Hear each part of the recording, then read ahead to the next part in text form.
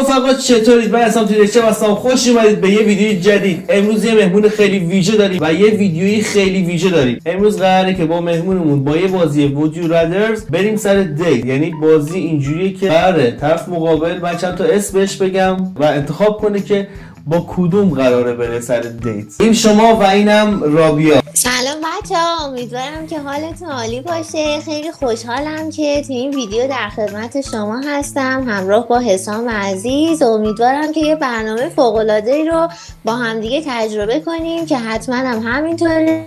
شما هم توی کامنت ها بگین که ترجیح میدین با کی برین دیت. مرسی از اینکه اومدید تو ویدیو. مرسی دوست عزیزم از اینکه منو دعوت کردی که بتونم تو ویدیوها شرکت کنم. خواهش میکنم. بدون هیچ معطلی میریم سراغ ادامه ویدیو. دو نفر اول کریس ایوانز و نووا میلز. بین این دو نفر کدومو ترجیح میدی؟ کریس ایوانز. ایان سامرهالدر یا هری کویل؟ خب مسلما ایانو. هری به درد نمیخوره. حالا فعلا اولاشه. دو نفر تا اینجا حذف شدن و دو نفر بعدی جیسون موما و واکین فونیکس. من جیسون رو انتخاب میکنم. معلوم بود اصلا مشخصه. یکی هم دیگه کریس ما اینجا داریم. کریس همسورس و کیانو ریز. من کریس رو انتخاب میکنم. بابا کیانو چی میشه؟ من پسرم رو کیانو کراشم. چرا آخه؟ من فقط کریس رو انتخاب میکنم چون آسونه اسمش. آره. ما از وقتی ما پسر جان ویک رو دیدیم دیگه همه خودمون کراش شدیم روی کیانو ریورزی. فامیلی سخته ولی خب خیلی کراشه. تو ارتباط باهاش به مشکل میخورید ولی چون نمیتونید اسمش رو صدا کنید. میریم دو نفر بعدی. ویلیام خب با سیلیان مورفی یا کیلیان مورفی. حالا من ویلیام انتخاب میکنم. خدا وکیلی از وقتی که سریال روانشناس اصلا بازی کرد من یه قلبم درگیرش شده 12-13 سالگی. یعنی کراش 12-13 سالگیته، یعنی 13 ساله کراش روش. آره. خیلی خوبه. ایان سامرهالدر یا جایان لوکوواکی. اگه درست انتخاب من جایان لوکوواکیه. اصلا همون شایان خودمونه به خدا. راست میگی ها، بر وزن شایانه. آره شایانه اسمش. شایانه. بچه ها صداش میکنن شایان. رفت اونور شد جایان لوکوواکی. جدی ایرانیه؟ نه جدی ایرانیه. نه همچین گفت شایان گفت ایرانیه. میگن اگه کسی رو دوست داری باید باش راه صمیمیت باز کنی. آها تو الان از اون در صمیمیت رفتی با تو. آفرین باریکلا. خب بعدی ما اینجا دیوید بکامو داریم. آقا دیوید بکام بهترین فوتبال بود. نه فوتبالی هستی یا نه؟ نه من ولی از زمانی که عکساشو روی اینستا دیدم خودشو دیدم و اصلا یک دل نه صد دل قلبم براش اینجوری بوم بوم میزنه. حالا دیوید بکام رو میذاره مقابل جیسون موما. کدومش؟ دیوید بکام. معلوم بود اصلا از اولی که تعریف از آقا دیوید بکام کردی اصلا معلوم. داوود بکام. دیوید هم میگیم داوود بکام. بابا داوود. آره. براد پیت یا انریکه؟ براد پیت کیه؟ انریکه الان پیر شده. براد پیت هنوزم خوشگلی و جذابیتشو داره. پس انریکه رو انتخاب میکنیم. آره با اینکه جنس اون یکی اصله ولی چیکار کنیم دیگه، آدم باید تو عشق ثابت قدم باشه. کریس رو داریم اینجا. یه کریسی که تو نگه داشتیش به خاطر اینکه اسمش آسون بود و میتونستی به یاد داشته باشی اسمشو. کریس همسورس. در مقابل کی؟ در مقابل تام کروز خودمون. تام کروز مشخصه. مثلا دوره‌های زبان انگلیسی من با تام کروز باز کردم. مثلا نسبت بهش غیرت و تعصب دارم. این حرفا چیه؟ منم بودم انتخاب میکردم. یه تام کروز داریم یه انریکه. بابا همین الان گفتیم من جون تمام زبانم و تلفظ زبانم و کلاس زبانم و با تام کروز خوندم. آره به همون میزان آهنگای انریکه رو گوش کردم. بعد تازه مثلا این تام کروز مال 15-16 سالگی، انریکه از 13-14 سالگی. آدم بعد به قدمت ها وفادار باشه. واقعا کراشای تو خیلی قدیمی هن و پایدار موندن تا الان. حالا میخوای کراش 9 سالگیمو بگم بهت؟ اون اصلا خارجی نیست. میخوای بهت بگم بدونی؟ بگو.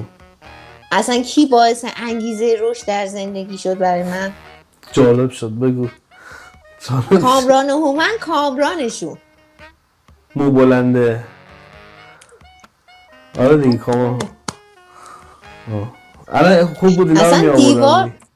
اصلا دیوار پر پوسترهای کامران بود. اینجوری هومن رو جدا می‌کردی، فقط کامران رو می‌چسبوندی. اون بدبخت چه دور ریختی. اون بدبخت گناه داره.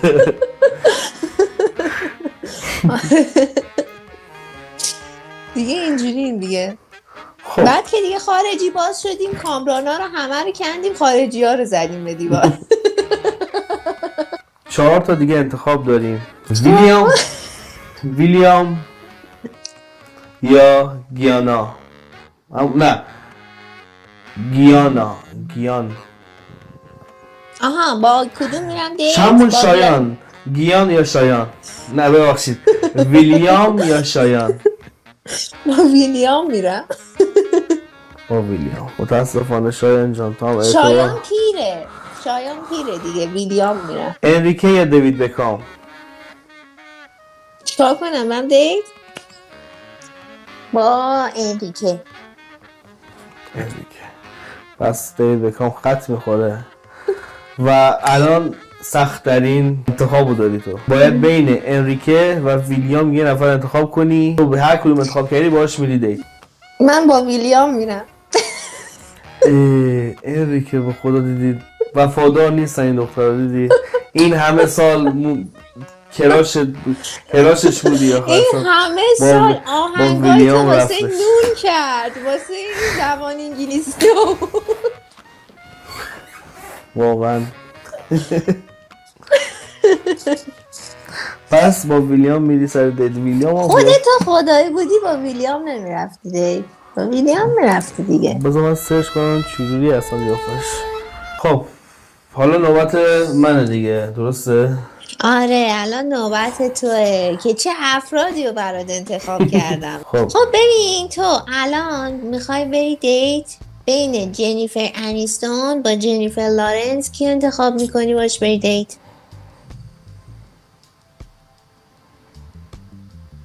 جنیفر لارنس انیستون.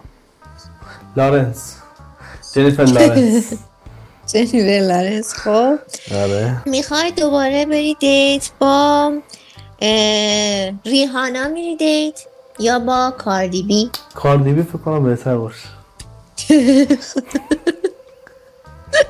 الان ما داریم خانوم جولیا روبرت با نیکول کیدمن. پیر شده جولیا روبرت و نیکول کیدمن هنوز جذابیتش داره. آفرین.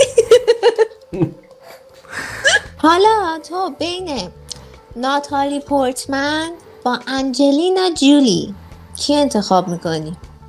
انتخاب سختیه. آنجلینا جولی دیگه جذابیتش هنوزم داره. بعد ما اینجا داریم اما استون و گلگلوت. خب اسکارلت جانسون میری سر قرار یا با شکیرا؟ شکیرا میگه سنش رفته بالا. همون اسکارلت جانسون. خب الان میرسیم به فینال نهایی. ما داریم در واقع خانم اسکارلت جانسون با خانم جنیفر انیستون. کدوم انتخاب میکنی؟ اسکارلت جانسون. بعد داریم که گلگلوت و انجلینا جولی. سخت شد. هی آنجلینا بد نیست ولی خب گلگلوت یه چیز دیگه جوون‌تره. بعد میمونه نیکول کیدمن و کاردی بی. اصلا گزینه هایی که پس از دیگری سخت‌تر. نیکول کیدمن الان شوگره دیگه. آره کاردی بی ولی اعصاب نداره، میزنه دسته بزنه. همون نیکول کیدمن چه شوگر آروم میخوام. تا یه جوون بی اعصاب. خب حالا دوره رفتیم توی فینال جدیدتر. اسکارلت جانسون یا نیکول کیدمن؟ نیکول کیدمن. گل گلوت یا اسکارلت جانسون؟ نباید سختش میکردی دیگه. سخت شد، خیلی سخت شد. انتخاب کن، عشق زندگی منتظرته. گل گلوت دیگه. الان یه نیکول مونده یه گل گلوت، تو با کدوم میمونی؟ خب الان اینجا جواب سوال قبلی اون بده. نیکول کیدمن خیلی پیرتر از گل گلوت، درسته؟ آره ولی جذابه. جذاباتش داره؟ خیلی. رو فکر کنم. خدا آدم تو همچین شرایط سخت قرار نده. آدم یعنی بنده خدا اینجوری آزموده نشه. واقعا اصلا خیلی سخته. همون گل گلوت.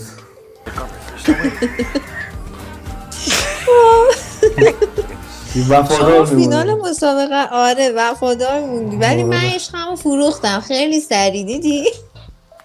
بچه ها ذات دختر بنویسید. کامنت بنویسید ذات دختر.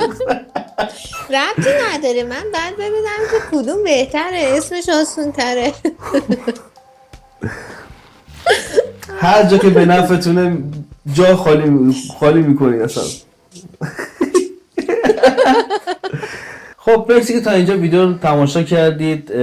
رابیا که میره با ویلیام سر دیت، منم که قراره با گلگلوت برم سر دیت. خدا بخیر کنه. و اگر چنین ویدیو و چنین محتوایی دوست داشتید حتما تو کامنت بنویسید که بازم از این ویدیو براتون بگیریم. کلی با رابیا ویدیوهای خیلی متنوع و جذابی داریم. تو کامنت ها بنویسید که ویدیومون چطور بود. اگر چنل سابسکرایب نکردید چنل سابسکرایب کن، ویدیو لایک کن، کامنت بذار.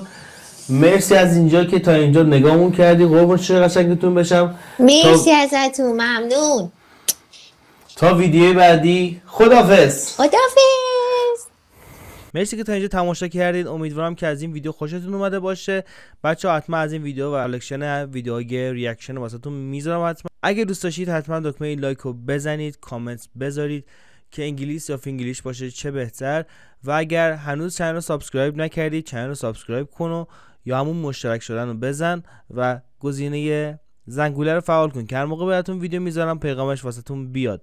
دوستتون دارم خیلی زیاد. تا ویدیوی بعدی خداحافظ.